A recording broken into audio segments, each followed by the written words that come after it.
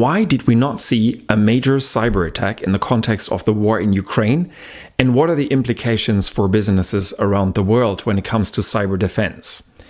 Well, when we saw cyber attacks against the nation of Estonia in the context of a diplomatic crisis in 2007 related to the removal of a statute, most experts anticipated that in future armed conflicts, cyber attacks would play a major role.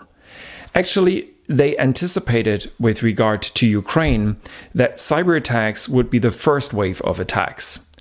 When we look at the conflicts between 2007 and the Ukraine conflict, we see that cyber attacks did not really play a major role in these conflicts. The reason is that in a lot of those places where armed conflicts took place, you didn't find this heavy infrastructure, the heavy cyber infrastructure.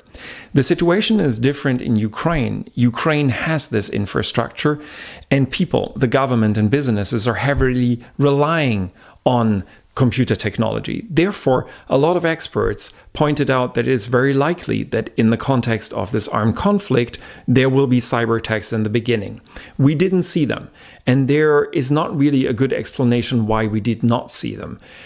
There are some approaches to explain this. For example, that the Russian military communication infrastructure was not available, and therefore they were depending on the civil infrastructure that exists in Ukraine to carry out communications that were then intercepted. However, that's only part of the story, and we will only find out afterwards what the reasons are.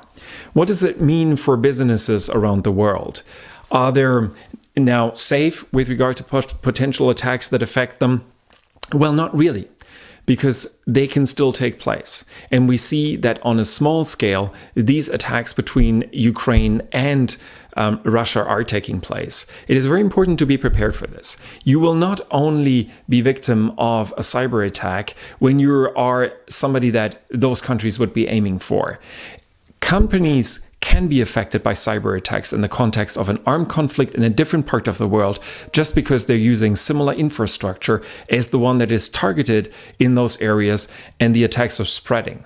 Therefore, it is important to prepare, to have a solid plan in place and to have cybersecurity measures in place that are updated with regard to the dynamics of this conflict.